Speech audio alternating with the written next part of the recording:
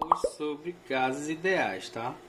Basicamente a gente vai falar sobre a equação geral dos gases. Um gás, ele não tem forma nem volume definido. Então, aonde você colocá-lo no recipiente, ele vai assumir o volume desse recipiente. Então, imagina aqui que eu tenho um recipiente, e esse recipiente ele esteja uma tampinha aqui, um êmbolozinho, tá? Tá tampado isso aqui.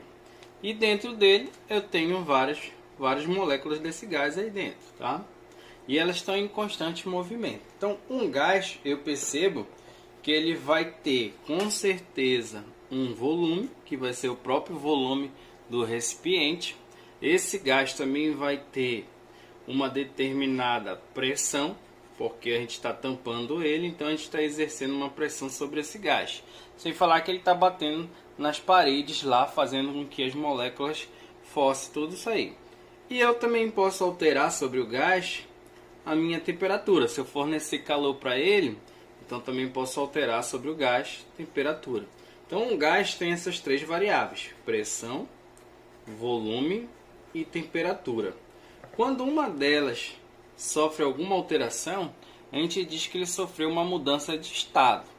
Então como é que vai ficar a cara dessa equação dos gases? Vai ficar assim, ó: pressão vezes o volume sobre a temperatura. Isso é igual a pressão, volume e temperatura.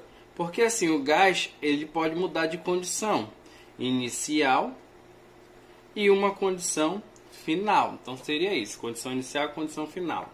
Então essa aqui é a equação geral dos gases, tá?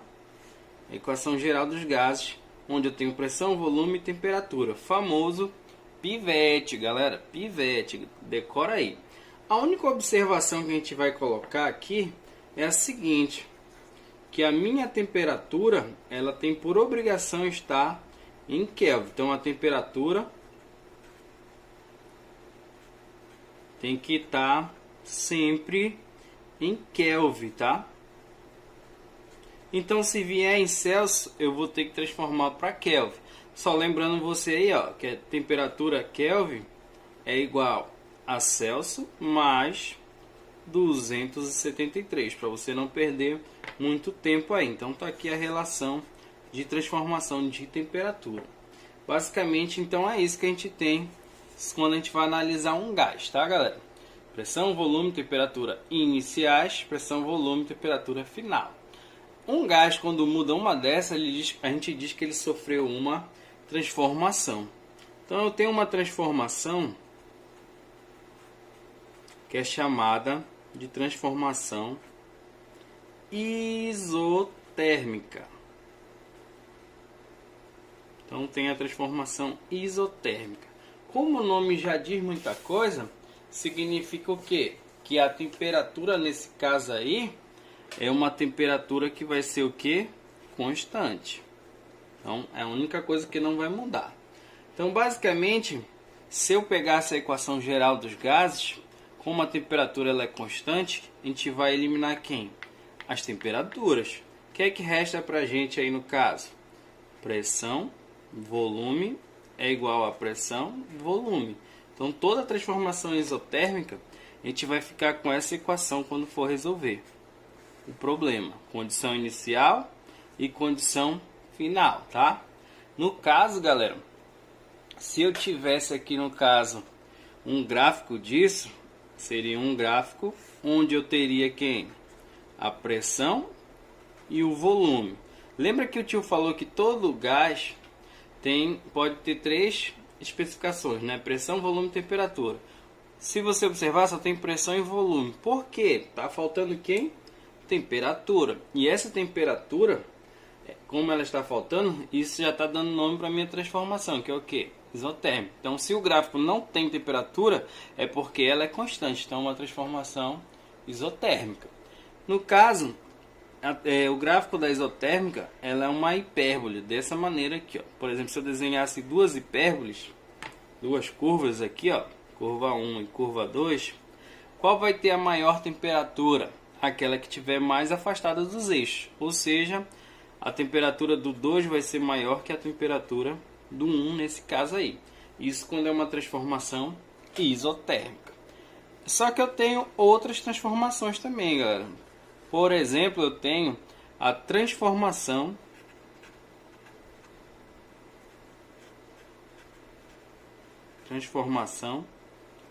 isobárica agora, galera. Então, a transformação isobárica. A transformação isobárica, ela vai ter o que agora? A pressão, que vai ser o que? Constante. Então, dessa vez, a pressão ela não muda. Então, se eu fosse olhar para a equação geral dos gases, quem vai sumir dessa vez? As pressões. O que é que vai ficar para a gente, então, aqui? Pressão vai sumir, né? Então, tchau, pressão. Então, ficou pressão, volume, temperatura. Pressão, volume, temperatura. Lembrando que a pressão ela some aqui. Então, quem é que fica pra gente? Volume e temperatura. Vou colocar aqui para você, ó. Volume, temperatura. Volume, temperatura. E isso quando for uma transformação isobárica, galera. Então, na transformação isobárica fica desse jeito. Condição inicial, condição final, tá? Se fosse um gráfico para essa equação aí, a gente teria o seguinte. Eu teria num eixo o volume e no outro eixo a temperatura, né? Só que dessa vez o gráfico ele vai ser representado por uma reta assim, ó. Imagina aqui que eu tenho duas retas, tá? Reta 1 e reta 2. No caso, como é que eu vou saber quem é que tem a maior pressão? A reta 1 ou a reta 2? Porque lembra que eu falei? O gráfico ele apresenta duas coisas. Está faltando um termo, que no caso aqui, a pressão. Então, como é que eu vou saber qual é a pressão maior? A reta 1 ou a reta 2? Eu vou saber isso olhando para a inclinação, galera. Olha só. A primeira tem essa inclinação e a segunda tem essa inclinação aqui, ó. Quem tem a maior inclinação? Ou seja, quem tem o maior ângulo? Você vai me dizer aí que é a reta 2. Então, a reta 2 está me dizendo que a pressão do 2 é maior que a pressão do 1. Então, está aqui mais uma transformação aí para você. E eu tenho outra transformação também, que é chamada de transformação isovolumétrica. Então, se ela é isovolumétrica, quer dizer que aqui o volume ele é constante. Ela pode ter outros nomes, como isocórica e isométrica, mas todas significam o quê? Volume constante, tá? Agora, se eu fosse representar isso aí no gráfico, né, ou na equação, quem é que vai sumir da equação agora? Os volumes. Então fica quem? Pressão sobre temperatura. Pressão sobre temperatura, sendo que essa é a inicial e a outra é a condição final. Então tá aqui a equação de uma transformação, no caso isovolumétrica, isocórica ou isométrica, tá, galera? Se eu fosse desenhar um gráfico disso, seria um gráfico onde eu teria pressão e no outro eu teria o que? Temperatura. O que é que está faltando aqui, galera? O volume. Então, novamente, seriam duas retas aqui, ó. Reta, vamos chamar aqui de reta 1, reta 2. Quem é que tem o maior volume, galera? De novo, aquele que tem a maior inclinação. Pode observar a primeira, observa a segunda. Então, no caso, o volume do 2 é maior que o volume do 1 aqui, galera. Então, volume 2 maior que o volume 1. Então, tem essa situação aí. Então, galera, hoje a gente discutiu aí sobre os gases ideais, né? Equação geral dos gases, onde eu tenho as transformações isotérmica, temperatura constante, elimina-se as temperaturas. Isobárica, pressão constante, elimina-se as pressões, ou seja, volume e temperatura. E isovolumétrica, isométrica ou isocórica, elimina-se quem? O volume, que é constante, então pressão, temperatura. Lembrando que a temperatura em qualquer problema tem que estar em que temperatura, galera? Kelvin, não vai esquecer disso aí, tá? Imagina que eu tenho aí um recipiente, tá? E esse recipiente, ele contém aí um volume de 10 litros, tá? E isso quando a pressão que eu tenho sobre ele é uma pressão de 2 atm, né? Pressão atmosférica. Imagina aí o que vai acontecer com ele se a pressão aumentar. Então vamos dizer que a pressão ela passou de 2 para 4 atms. E isso sofrendo uma transformação aqui no caso isotérmica. Então aqui eu tenho uma isotérmica. Então como é que vai proceder isso aqui? Se é uma isotérmica, lembra lá, o que eu tenho na isotérmica? Pressão constante? Não, né, galera? Eu tenho temperatura constante. Então como é que vai ficar a equação para mim do pivete? Eu vou cortar as temperaturas. Então vai ficar pressão, volume. Pressão 2 no início e o volume era 10 litros no início. A pressão depois foi para quanto? Para 4 atms. E o volume? Então vamos lá. Faço assim, 2 vezes 10, 20. O 4 que está multiplicando passa para cá, dividindo. Então o volume vai ser 20 dividido por 4. E 20 dividido por 4 dá quanto? 5, né, galera? Então 5 litros. Então nesse caso, o que eu percebi? O meu volume, ele aumentou ou diminuiu? Ele diminuiu. E isso aí dá para perceber pela própria equação, olha. Como é uma multiplicação, se um aumenta, o outro diminui para permanecer constante. Então, no caso, o volume sofreu uma redução aqui, ó. Então, agora eu vou ocupar um volume menor. E isso eu fiz uma transformação que isotérmica. Agora vamos pensar o seguinte, que eu tenho um outro recipiente aí, ó. E agora eu tenho um volume de 4 litros e uma temperatura de 300 kelvins.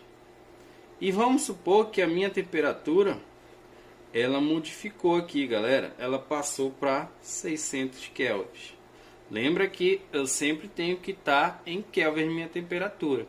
Então, dessa vez, o que é que eu quero saber? Qual o meu novo volume? E nesse caso, eu percebo que está faltando a pressão. Então, é porque aqui eu tenho uma transformação isobárica. Então, na transformação isobárica, que a pressão é constante, eu vou ficar como? Com volume sobre temperatura. Volume sobre temperatura. Volume, 4 litros no início, temperatura 300. Volume depois não sei e a temperatura 600. E agora, como é que faz isso aqui? Faz meio pelos extremos, né, galera? Então multiplica assim, ó. Então 300 vezes V igual a 4 vezes 600. O 300 está multiplicando, passa para lá, dividindo. Então 4 vezes 600 dividido por 300. Dá para eliminar lá, né? O famoso pachaca, né? Olha, foi embora. Ficou 4 vezes 6 dividido por 3. Vou logo dividir aqui, ó. 6 por 3 vai dar quanto? 2. 2 vezes 4, 8. Então o volume vai para 8 litros aqui, né? Então tá aqui uma situação de transformação isobárica. E para a gente finalizar, vamos pensar numa questão de isovolumétrica, né? Então imagina que eu tenho um recipiente aqui com volume constante, tá? Então dessa vez o volume é igualzinho nos dois, tá? E eu tenho que a pressão aqui era de 2 atms, a pressão era 2 atms, vamos supor assim, e que a minha temperatura é de 300 kelvins, tá? Então tá aqui. Quero saber qual vai ser a nova pressão se no caso a temperatura for para 1200 kelvins, galera. Então como é que vai ficar essa história, né? Isso aqui é uma transformação isovolumétrica. Então isovolumétrica. Se ela é isovolumétrica, quer dizer que o volume permaneceu constante. Então dessa vez, se eu pegar a equação geral, o volume some. Como é que fica? Pressão, temperatura, pressão, temperatura. Pressão inicial 2, temperatura inicial 300. Aí a pressão depois, não sei. E a temperatura foi para 1200. Como é que resolve? De novo, meio pelos extremos. Então P vezes 300 igual a 2 vezes 1200, né? 300 está multiplicando, passa dividindo. Então P é igual a 300 vezes, 1200, né? 1200 vezes 2 dividido por 300. Desculpa aí o tio, tá? Vamos lá, galera. Dá para cortar o zero. Tchau, zero, tchau, zero, tchau, zero, né? E agora, dá para simplificar o 12 por 3? 12 por 3 dá 4, né, galera? 4 vezes 2, então a pressão vai para quanto? 8 atm aqui, ó. Então, tá aqui a pressão, 8 atm. Então, o tio fez aí uma ideia de cada uma das transformações. A isotérmica, a isobárica e a isovolumétrica, né? Olha, cortou-se a temperatura, cortou-se a pressão, cortou-se o volume. Então, dessa maneira que você vai